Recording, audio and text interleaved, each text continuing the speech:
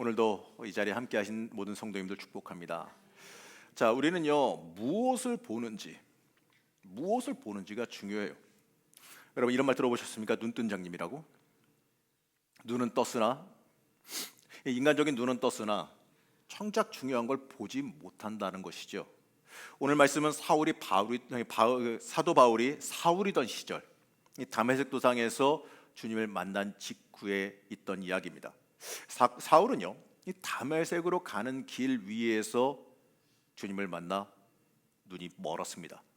어쩌면 이 주님 온전히 바라보지 못하고 그 유대교의 관점에서 오히려 그리스도인들을 핍박하던 사울이 이런 것 같아요. 야, 너 그 눈깔 달아서 뭐하냐? 보지 마라. 이러신 거 아니었을까요? 그 눈을 갖다가 하나님께서 그냥 멀게 하셨어요. 눈을 멀게 하셨습니다. 조금 전까지 자기의 신념을 위해서 두 발로 당당하게 걸어다니고 아주 서슬이 시퍼렇게 살아가지고 내가 다메섹에 가서 그리스도인들, 예수 믿는 사람들 싹 다 잡아 죽이겠다 이렇게 가던 그 사울이 이제는요 눈이 멀어서 남의 손에 이끌려서 끌려가고 있습니다. 남의 손에 끌고서 그냥 붙잡고 가는 거예요. 여러분 갑자기 눈이 잘 보이던 사람이 눈이 멀면 이게 원래 안 보이던 사람보다도 더 어쩔 수가 없는 사람이 돼버려요. 제가 눈이 굉장히 많이 나쁩니다. 안경을 벗으면 눈뜬 장님인데 왜냐하면 이게 저보다 안경 도수가 한 개인가 더 있을 거예요. 그 이하 안경 도수가 더 이상 없어요. 그 다음에는 안경 끼고 렌즈를 끼든지 아니면 안경을 독일에다 수작업을 맡기든지 둘 중에 하나인데 감사하게도 거기까지는 안 갔어요. 근데 이걸 벗으면은 보이긴 합니다. 빛은 보입니다. 색깔은 보입니다. 근데 잘 안 보여요. 일례로 이 안경을 한번 학생 때 수련회 때 이제 수련회 강사로 이제 수련회 때 사람들에게 도우러 갔다가 애들이랑 놀아주다가 안경이 부러졌습니다. 지금 어디 가면 안경을 꼭 2개씩 갖고 다니는 이유가 그래서도 그러는데 안경이 부러졌어요. 어쨌든 수련회 때까지는 어찌저찌 지냈는데 이제 집에 가려는데 버스를 타야 되는데 배야 말이지. 어딘지는 아니까 버스 정류장까지 갔어요. 어찌저찌 갔습니다. 근데 가만히 서 있는데 버스가 오는 것 같아. 색깔 보니까 탈 수가 없습니다. 왜 못 타느냐? 몇 번인지 알아요. 타지 안 보이잖아요. 몇 번인지 보이지가 않으니까 이 버스 번호가 이게 몇 번인지 알 수가 없는 거예요. 그때 이제 대학생 때니까 지금처럼 이제 안내 멘트가 나오는 것도 아니고 지금처럼 뭐 LED로 지금도 안 보여 사실. LED로 숫자가 큰 것도 아니고 이러니까 별 수 있나요? 아무나 붙잡고 이제 옆에 사람 붙잡고 사실 옆에 사람 붙잡는데 이게 여자인지 남자인지 잘 모르겠어. 잡아보니까 여자인 것 같더라고. 잡고서 물어봤습니다. 내가 지금 몇 번 버스를 타려고 그러는데 안 보여서 그러는데 몇 번 버스 오면 좀 알려주세요 라고 얘기했더니 시각장애인 줄 알았나 봐요. 지팡이를 안 짚고 나온 시각장애인 줄 알았던 거야. 안 보이니까 진짜 비슷하니까.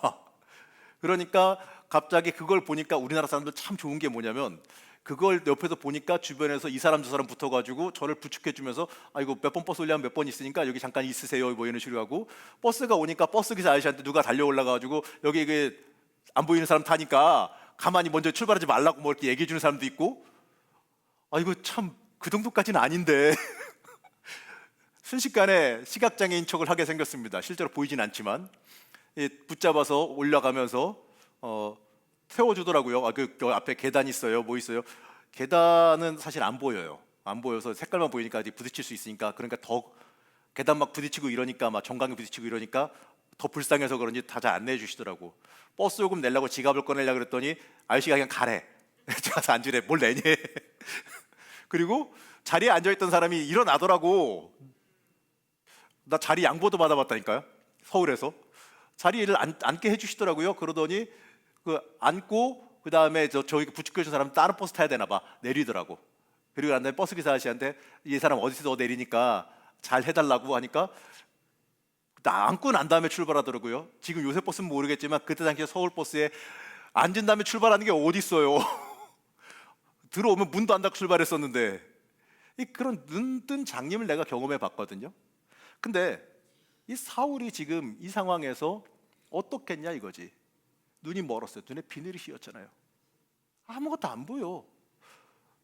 서슬이 시퍼렇게 살아가지고 내가 이제 유대교에 반대하는 사람들 다 잡아 죽이겠다 이러고 갔는데 눈이 멀었잖아.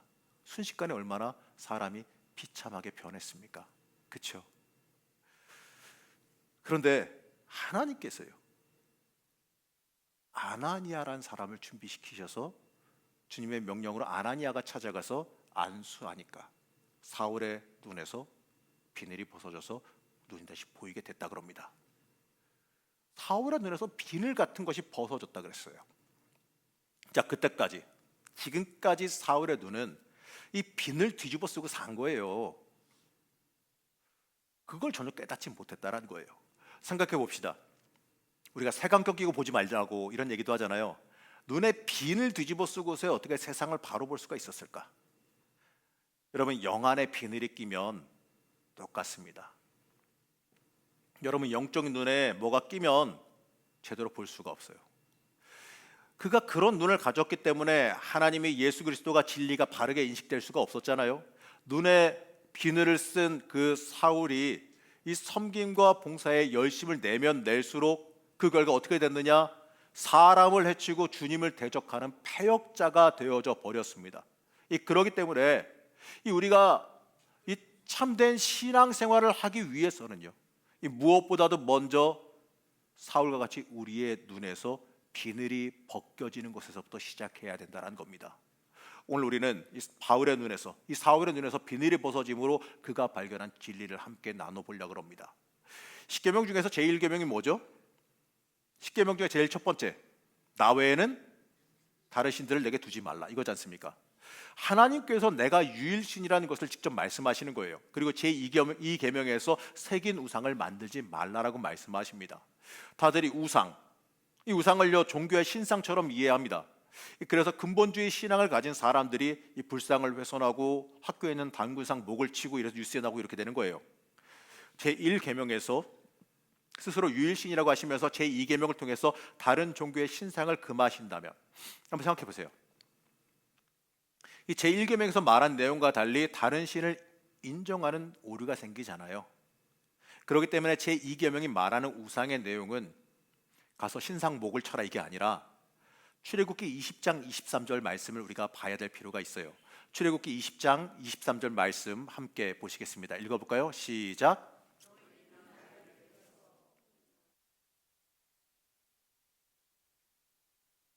자, 이것은요, 어떠한 형태로든지 간에 우리 자신을 위해서 여호와 하나님의 신상을 만들지 말라는 의미입니다.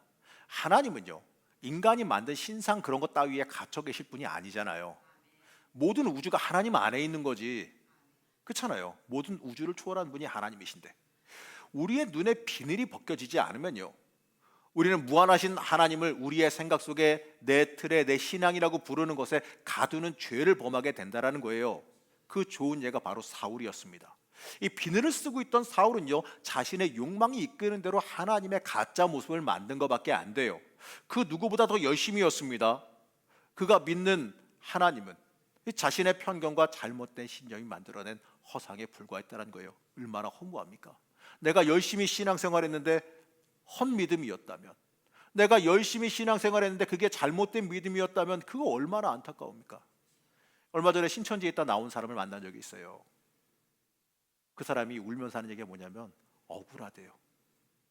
그렇게 열심을 다해 믿었는데 헛고생했대요. 근데 제가 이건 순화한 거고 그 사람이 이렇게 말하더라고요. 헛지랄했다고 대놓고 얘기하더라고요. 자기가 잘못했다고, 가서 열심 부린 게 다 헛수고였다는 얘기를 하는 거예요. 얼마나 안타깝고 불쌍한 이야기입니까? 그러나 그 사람은 멀리 돌아갔기 때문에 다시 돌아오려고 그러면 정말 멀리 돌아와야 돼요. 얼마나 괴로울까요? 사울은요, 그저 자기가 만든 그 우상을 섬기는 우상 숭배자에 지니지 않았어요. 그거에 지나지 않았어요. 이 주께서 그의 눈에 비늘을 벗겨 주신 후에야 자기가 만든 인간적인 그 잘못된 신앙의 우상을 버리고 하나님을 바르게 볼 수 있게 된 겁니다. 그러면서 사울이 눈을 뜨고 만난 하나님은 어떤 하나님일까? 여러분, 바로 나와 함께 동행하는 하나님, 내 앞에 현존해서 살아계시는 하나님을 만나게 된 겁니다. 우리 그리스도인이 가장 어려운 게 있다면 뭘까요? 여러분, 신앙인으로서 뭐가 가장 어려우십니까? 어차피 뭐 마이크도 무선이겠다 돌아다니면서 한번 인터뷰하면서 물어볼까요? 뭐 너무 악한가요? 너무 못된 것 같기도 하고. 막 여쭤보면요, 사람마다 다 다르게 대답하실 것 같아요. 하지만 이 샤를드 푸코라고 하는 이 사람은 이렇게 대답했는데 참 이게 재밌더라고요. 하나님을 믿는 그리스도인에게 가장 어려운 건 하나님 진짜로 믿는 거다. 이게 굉장히 의미심장한 말입니다. 자, 여러분들, 제가 마이크 들고 따라다니면서 예수 믿으세요? 라고 물어보고 다닌다면 아마 저를 이상한 듯 쳐다보면서 목사님 당연하죠, 뭐 그런 걸 물어봐요. 아니면 뭐 아멘으로 하든지 그렇게 대답하실 거예요. 근데 내 양심에게 한번 물어보라 이거죠. 내가 사는 삶의 모습에서 진짜 예수 믿는 모습, 하나님 믿는 모습이 보여주고 있느냐 이거예요. 평소에 우리가 얼마나 하나님 믿는다고 쉽게 말합니까? 우리가 하나님 믿는다라는 거 저는 여러분 의심하지 않습니다. 다 믿으실 거예요. 하지만 왜 우리는 성경과 달리 이 하나님의 뜻과 동떨어져 살아갈까요? 왜 결정적인 순간에 하나님의 법칙보다 사람의 법칙을 더 따릅니까? 그 순간에 하나님이 함께 현존해 계신다는 것을 우리 스스로 때때로 잊어버리기 때문에 그런 겁니다. 여러분, 우리의 인생 가운데 하나님을 받아들이고 내 인생 가운데 하나님을 인식하는 것에서 시작해야 돼요. 소설가 박완서씨라는 사람이 이런 말을 했는데 되게 재밌는 말이에요. 기독교인은 더 이상 하나님을 죽이는 자가 되어서는 안 된다, 이렇게 말합니다. 굉장히 거친 말인데 근데 이게 또 굉장히 가슴 아픈 말이기도 해요. 그리스도인은요, 어떤 상황 속에서 하나님의 말씀을 버리는 것, 따르지 않는 것, 그것은요 그 상황 속에서 내 스스로 하나님을 부정하는 인생을 살아가는 것밖에 되지 않는다는 뜻입니다. 이 때때로 사람들이 은혜를 체험하기 위해서, 하나님의 현존하심을 체험하기 위해서 이런저런 거 찾아다니는 걸 많이 봤어요. 기도원 가시는 분들도 있고, 또 산기도 한다고 산에 올라가신 분도 있고, 또 어느 기도원이 성령 뭐 체험을 할 수 있다 그러면 어디로 가고, 요즘에는 어디가 말씀이 좋대, 어디가 좋대, 어디가 기도하기 좋대, 어디가 영이 좋대, 이러면서 여기저기 다니는 기웃기웃거리는 사람들 많이 보거든요. 뭐 그럴 수 있다고 칩시다. 실제로 그런 곳 가서 하나님의 임재하심, 성령 체험하고 오는 분들도 있으니까, 그리고 그 체험이 인생에 있어 정말 귀한 체험은 맞으니까 그렇다고 봅시다. 근데 문제가 뭐냐면 말이죠, 그 사람들이요, 하나님 만나고 체험했으면 된 거지 또 가. 다시 하나님 만나기 위해서 그것을 여기저기 또 찾아다닌다 이거죠. 그 모습 때때로 보게 되면 뭐 같은 줄 아세요? 용하다는 무당 찾아다니는 사람들 같아 보여요. 이 문제에 있을 때는 이 기도원 가서 기도해가지고 응답받고 아싸 하나님 감사합니다 이러고 내려왔다가, 다른 문제 있을 때 그곳에 갔더니 응답이 안 되네, 그럼 어디가 영원마디 하고 찾아다니는, 귀신 쫓아다니는 사람들 모습밖에 안 돼요. 그렇게 되면 그 자리에서 현존하시는 하나님 만났다면 하나님께서 그 사람의 삶의 현장에 살아계시지 않을까요? 처음에는 그 하나님을 내가 인식하고 만나는 법을 몰라서 하나님이 믿겨지지 않아서 특별한 충격이 필요해서 갈 수도 있겠죠. 내가 갈급해서 갈 수도 있어요. 기도하기 위해서 내가 기도할 환경이 안 되니까 기도하고 매달리러 갈 수도 있어요. 특별한 기도 제목이 있어서 갈 수도 있는 겁니다. 그러면 그 자리에서 하나님 만나고 체험했다면 그 하나님이 내 삶의 자리에도 느껴져야지요. 하나님이 기도원에 기도 골방 안에만 계실까요? 거기만 가야지 만날 수 있을까요? 아니란 말이죠. 그 자리에서만 하나님이 동행하는 게 아니라 하나님이 늘 동행하시는데 내가 발견하지 못하고, 내가 내 영의 눈이 열리지 못하고 귀가 열리지 못해서 만나고 듣지 못하던 걸 그 자리에 가서 열리게 돼서 보고 듣게 되었다면, 내가 살아가는 삶의 자리에서도 그 하나님 만나고 그 하나님과 동행하며 살기를 소망해야 되는 거예요. 내가 살아가는 삶의 현장이 기도굴이 돼야 되는 겁니다. 그런데 안타깝게도요, 그러한 것들을 반복하는 그러한 삶은요, 나도 모르게 그 자리에 내 삶을, 내 신앙을 가둬버리는 잘못을 범하는 겁니다. 그렇다고 기도원 가지 말라는 거 아니에요. 기도하러 가야죠. 근데 그게 전부 맹신해서는 안 된다는 얘기예요. 그래서 단지 예전 느낌 되풀이하기 위해서, 그런 사람들은요, 예전에 여기 갔더니 이 갈급함이 해결됐었는데, 예전에 이거 아셔요? 신앙이 자라고 성장할 때가 되면 하나님께서 일부러 더 갈급하게 만드십니다. 옛날에는 여기 가서 이 정도 기도하면 이게 막힌 게 뚫리고 해결됐는데 이제는 안 돼. 왜 그런 줄 아세요? 그 학년 졸업하고 그 다음 학년 올라갈 때가 됐다는 얘기예요. 옛날에는 파닥기도하면 응답받고 파닥기도하면 해결하고 이랬다면 지금은 신앙이 자라고 성장해야 되니까 이제는 스스로 해결하고 스스로 헌신하고 한 걸음 더 한 단계 성숙해질 때가 됐다는 얘기예요. 그게 안 되니까 답답하고 막히는 거지. 물론 그럴 때 더 부르짖으면 내가 다 올라가긴 하지만 해결할 수 있긴 하지만 그걸 깨닫는 데까지 시간이 너무 많이 걸리잖아요. 너무 많이 고생을 하잖아요. 그렇기 때문에 우리가 하나님 만났다면 과거로 돌아가서 그 처음부터 다시 시작하려고 하지 말고 내가 만난 하나님 뜻 따라서 세상의 빛과 소금으로 살아가는 게 더 중요한 겁니다. 그렇게 답답할 때는 뭘 깨달아야 되느냐? 내가 하나님 말씀대로 살지 못한 게 뭘까? 내가 뭐가 문제일까? 내가 하나님과의 관계에서 뭐가 문제가 생겼을까? 내가 하나님과 관계 속에서 내가 왜 성장하지 못했을까? 내가 말씀 안에 살지 못했나? 내가 말씀대로 행하며 살지 못했나? 이런 부분들 점검해야죠. 물론 그게 다는 아닐 겁니다. 때때로 하나님께서 일부러 답답하게 하실 때도 있어요. 왜냐하면 성장하고 자라게 하기 위해서. 그리고 때때로 하나님께서 일하시면서 야, 아직 시간 안 됐어. 기다려봐. 만들고 있으니까. 우리나라 사람들 그 빨리빨리 좋아하잖아요. 3분 컵라면 3분 친구들이랑 라면 먹으려고 이제 3분 딱 올려놨는데 나를 비롯해서 나중에 타이머를 쓰니까 좀 낫는데 3분이 되기 전에 먼저 후다닥 열더라고. 그럼 어떻게 하겠어요? 뭐 면이 안 익었지 뭐 서리근면 먹어야지. 그렇잖아요. 정해진 시간이 지나면 익은 면을 먹을 수 있는데 정해진 시간이 안 되면 뭐 서리근면 먹어야지 뭐. 우리가 때때로 이럴 수도 있어요. 주님께서 요리하고 계시는데 주려고 요리하고 계시는데 옆에 다리 붙잡고 매달리는 거야. 아 빨리 줘요. 나 지금 목말라 죽겠어요. 야 밥이 다 돼야 주지. 좀만 있어봐. 더 맛있는 거 해줄게. 이러고 계실지도 모르는 거 아니겠습니까? 여러분 중요한 건요. 우리가 하나님 앞에 깨어 있는 게 중요하다는 얘기예요. 이 빈을 벗은 바울의 두 번째 고백은요 로마서에 있습니다. 그 고백은 하나님을 영원하신 분으로 고백해요.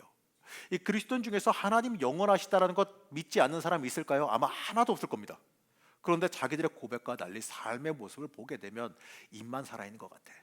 입으로는 하나님 살아계십니다 고백해놓고 영원하신 하나님을 실제로 믿지 못하고 의심하는 모습이 많이 보인다 이거예요. 여러분 하나님 살아계심을 믿으십니까? 왜 이렇게 비리비리해? 하나님 살아계심을 믿으십니까? 그러면 그 하나님이 여러분 복 주심을 믿으십니까? 왜 여기서 목소리가 작아져요? 이건 더 커져야 되는 거 아니에요? 하나님이 여러분 복 주심을 믿으십니까? 이건 진짜예요. 주세요. 그리고 하나님께서 응답하심도 믿으시기 바랍니다. 그런데 문제는 말이죠. 내가 못 받아 먹어. 주시는데 못 받아 먹어요. 입 앞까지는 주시는데 입은 내가 벌려야 되지 않겠어요? 그게 문제인 겁니다. 우리가 삶의 모습, 고백과 달리 삶의 모습은 영원하신 하나님을 실제로 믿지 못하고 살아가는 게 우리가 문제입니다. 우리가 내 인생 가운데 살아계신 하나님을 온전히 믿지 못한다면 우리는요 껍데기만 살아있는 가짜가 돼버릴 수가 있습니다. 예수님께서 광야에게 사단에게 유혹을 받으실 때에 그 내용을 보게 되면 세상에 타협하고 세상의 것에 만족함을 얻으라라는 말이었습니다. 돌로 떡을 만들어라, 성전 꼭대기에서 멋지게 뛰어내려봐라, 천하 만국 권세를 다 줄 테니 내게 엎드려 경배해라. 여기에 대해 주님의 응답은 다 아시지요. 사람은 하나님의 입으로 나오는 모든 말씀으로 살 것이다. 주 너의 하나님을 시험하지 말아라. 사단아 물러가라. 주 너의 하나님께 경배하고 다만 그를 섬겨라. 주님이 주시는 주님의 시선은요 세상이 아니라 영원하신 하나님에게 고정되어 있었습니다. 만일 우리가 하나님을 믿는다고 하면서요 이 세상을 우리의 삶의 목표로 살아간다면 우리가 가장 존경해야 되는 사람은요 아마도 돈 많이 번 사람들, 뭐 재벌이나 뭐 이런 사람들 존경해야 되지 않을까요? 하지만 여러분 역사를 통해 알잖아요. 그 돈만 쫓아다니던 사람들 결국에는 어떤 꼴을 당했는지, 어떤 비참한 삶을 살았는지. 하나님 믿는다면서도요 삶 가운데 영원하신 하나님을 인식하지 않는다면 우리의 모든 행위, 심지어 주님의 이름으로 행하는 섬김과 봉사까지도요 그 본질을 잃어버리게 됩니다. 참 안타까운 게 뭐냐면 열심히 수고하고 봉사했는데 나를 위해 수고하고 봉사하는 사람이 종종 있거든요. 물론 그 사람의 수고를 통해서 하나님께서 역사하고 쓰셨죠. 그러나 나를 위해 봉사하고 애썼던 사람, 내 이름을 위해서 애쓰고 수고했던 사람, 그 사람은 상급을 못 받아. 왜냐하면 사람들한테 칭송받은 걸로 이미 상급 다 받았으니까 받을 게 없어요. 성경 말씀에 나오지 않습니까? 정말 안타까운 얘기예요. 바울은 이렇게 고백합니다. 고린도후서 4장 18절 말씀인데요. 고린도서 4장 18절이 이렇게 말합니다. 우리 한번 같이 한번 읽어볼까요? 시작.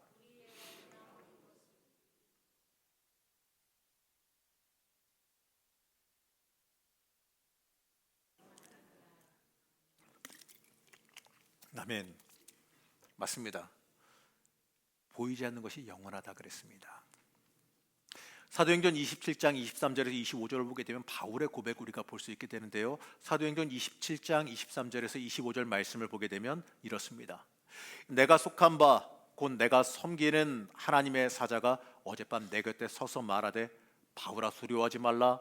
내가 가이사 앞에 서야 하겠고 또 하나님께서 너와 함께 항해하는 자를 다 내게 주셨다 하였으니 그러므로 여러분이여 안심하라. 나는 내게 말씀하신 그대로 되리라고 하나님을 믿노라. 이렇게 말합니다.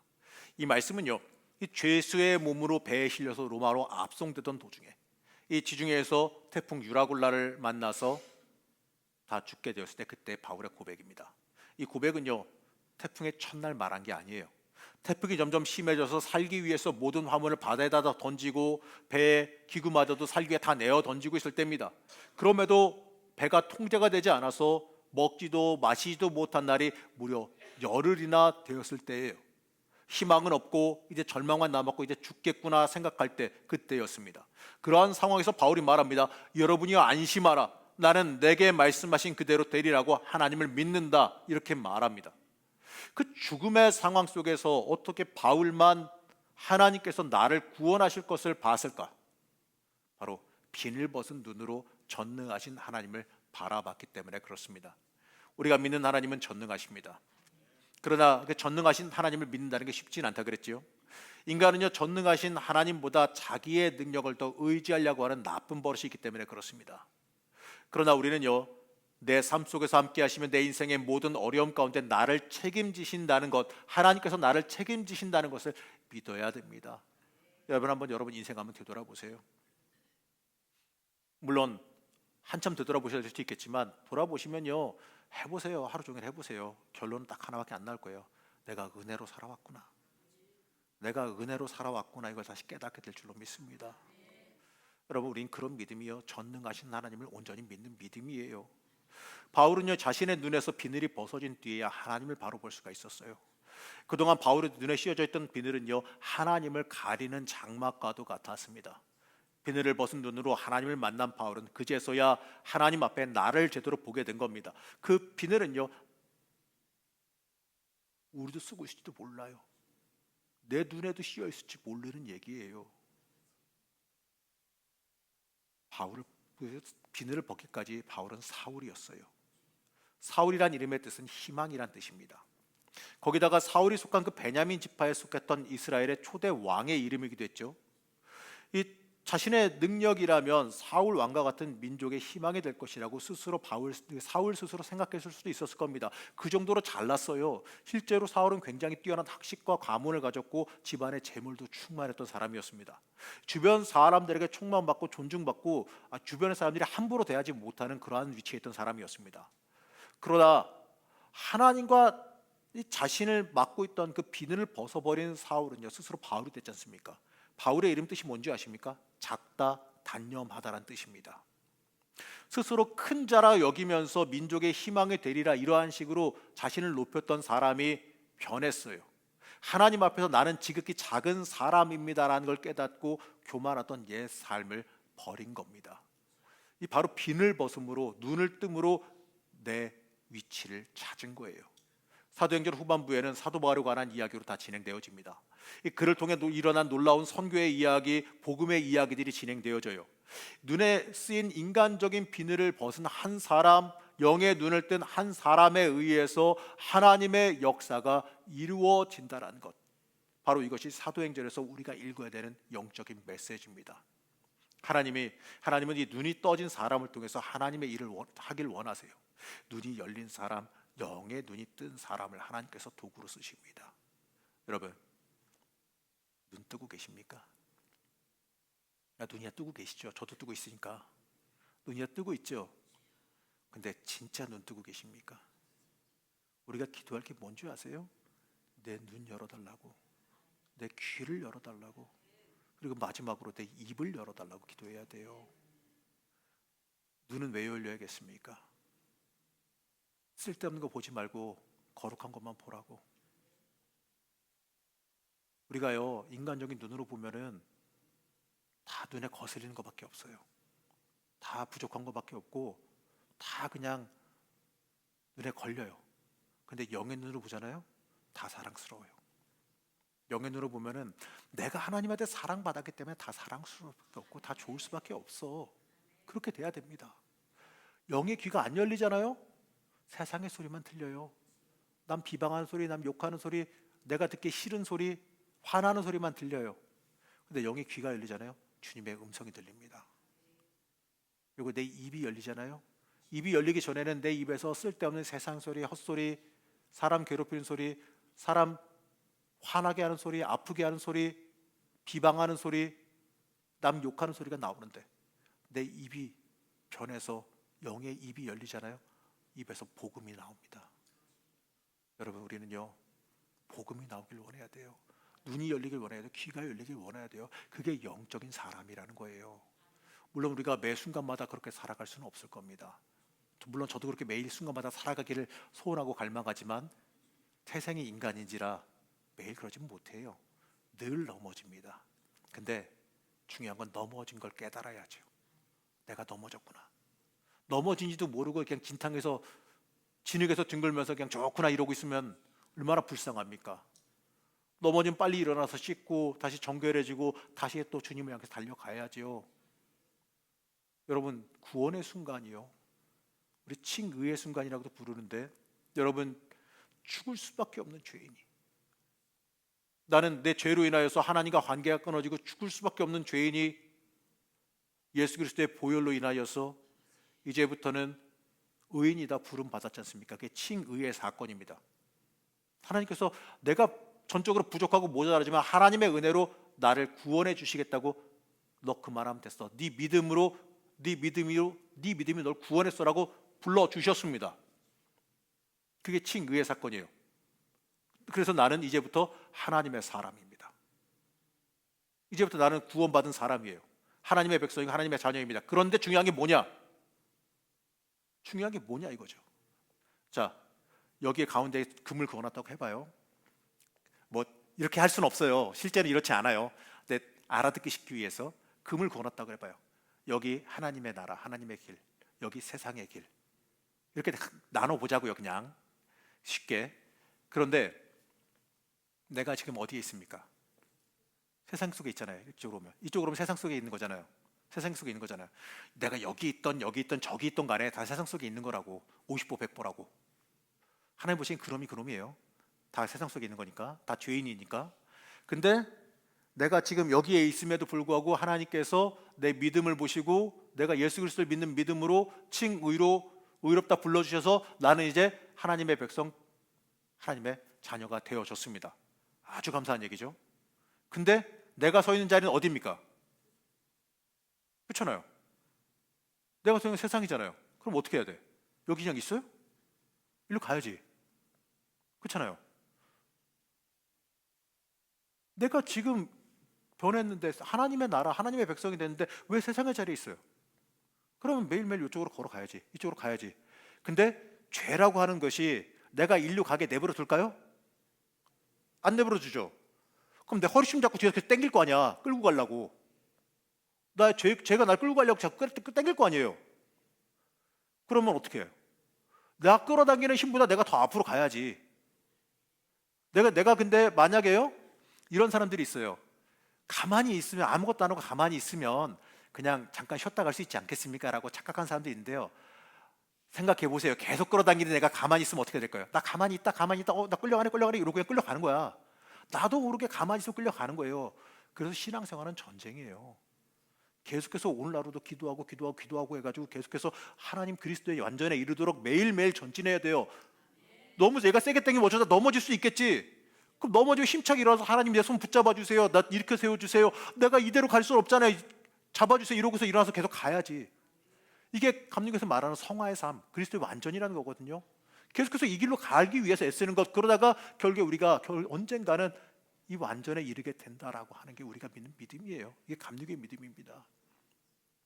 여러분, 그렇기 때문에 우리가 뭐가 필요하냐? 영의 눈이 뜨지 못하면요, 방향 감각이 없어서 일리 가야 되는데 일리 뛰어가고 있어요. 그러면서 아싸 난 빠르게 간다, 좋다. 죽는 줄도 모르고. 얼마나 안타깝습니까? 사도 바울이 눈에 비늘이 벗어져서 영적인 삶을 살 수 있었던 것처럼, 눈에 비늘이 벗어져서 영적인 걸 보게 됨으로써 하나님께 크게 붙들려 쓰임 받았던 것처럼 우리도 하나님께 크게 붙들려 쓰임 받아야 됩니다. 그럼 또 이런 얘기 하신다고요. 내가 나이가, 하나님 보시기에는 나이 안 보신다 그랬잖아요. 나이 많으면은 뭐 신앙생활도 졸업해요? 그거는 제가 말씀드렸죠. 천국 가기 직전까지는 우리는 사명이 있다. 우리는 하나님께서는 천국 가기 직전까지 쓰신다. 아니 천국 문 앞에서도 쓰신다. 그걸 잊지 마셔야 돼요. 그러니까 나는 지금도 할 일이고 나는 아직도 현역이에요. 죄송한 얘기지만 나이가 70이 넘었던 80이 넘었던 우린 현역입니다. 세상에서는 은퇴했을지 몰라도 신앙에서는 은퇴가 없어요. 천국 가는 건 있지. 그렇잖아요. 그러니까 여러분 나이가 많아도 눈은 뜨셔야 돼. 영의 눈은 열려야 돼. 우리가 영의 눈이 열리면요, 하나님의 역사가 보입니다. 하나님의 권능이 보입니다. 나를 통해 역사하신 하나님의 놀라운 은혜가 보여요.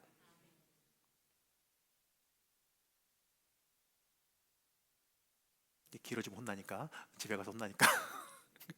자, 여러분, 하나님께 쓰시는 사람 되길 축복합니다.